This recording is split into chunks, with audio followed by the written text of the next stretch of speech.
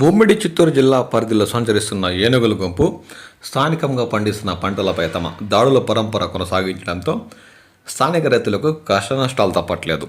పాలసముద్రం మండలం బాలకృష్ణపురం గ్రామానికి చెందిన రైతు మనోహర్ తమ వరి పొలాల్లో ఏనుగులు సంచరించినట్లు తెలిపారు. ఏనుగుల గుంపు తమ పంట పొలాలకు వచ్చి వరిని ధ్వంసం చేసిందని వారు పేర్కొన్నారు. సమాచారం తెలుసుకున్న పోలీసులు గ్రామంలో పంట పొలాల్లో ప్రజలకు అవగాహన కల్పించి అటవీ శాఖ అధికారులకు సమాచారం చేరవేశారు. వెదురుకుప్పం మండలం తిప్పనాడుపల్లి సమీపంలో జంట ఏనుగులు సంచరిస్తున్నట్లు రైతులు గుర్తించారు. అప్రమత్తమైన రైతులు గ్రామంలోని ప్రజలను అప్రమత్తం చేశారు.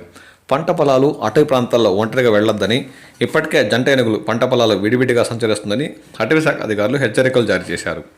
పోలీసులు ఘటనా స్థలానికి చేరుకుని పరిశీలించి గ్రామీణ ప్రజలను రైతులను అప్రమత్తం చేశారు. రామకుప్పం మండలం పిఎంకే తాండా సమీపంలో ఒంటరి ఏనుగు పాడి ఆవిపై దాడి చేసి చంపేసిందని రైతులు పేర్కొన్నారు. గ్రామానికి సుమారు 6 కిలోమీటర్ దూరంలో దేవేంద్ర నాయక్ పొలం వద్ద ఆవుల కోసం షెడ్ నిర్మించాడు. ఈ షెడ్డులో ఉన్న పాడి ఆవుపై వేకోజామున 4 గంటల ప్రాంతంలో ఒంటరి ఏనుగు దాడి చేయగా పాడి ఆవు అక్కడికక్కడే చనిపోయినట్లు రైతులు ఆవేదన వ్యక్తం చేశారు. ఒంటరి ఏనుగు ప్రస్తుతం గ్రామ సమీపంలో సంచరిస్తున్నట్లు వారు పేర్కొన్నారు. ఎస్ఆర్పురం మండలం పిలుగుండ్లపల్లి, మాంగుంట గ్రామాల్లో జంట ఏనుగులు సంచరించినట్లు స్థానిక రైతులు ఆవేదన వ్యక్తం చేస్తున్నారు.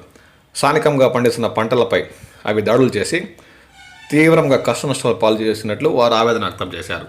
సంబంధిత శాఖాధికారులు స్పందించి ఉమ్మడి చిత్తూరు జిల్లాలో సంచరిస్తున్న ఏనుగుల గుంపులను దూర ప్రాంతాలు తరిమేయాలని స్థానిక రైతులు ఆవేదన వ్యక్తం చేస్తున్నారు. అంతేకాక రాష్ట్ర ప్రభుత్వం నుండి ఆర్థిక పరిహారం అందేలా చూడాలని ఈ సందర్భంగా వారు కోరుతున్నారు.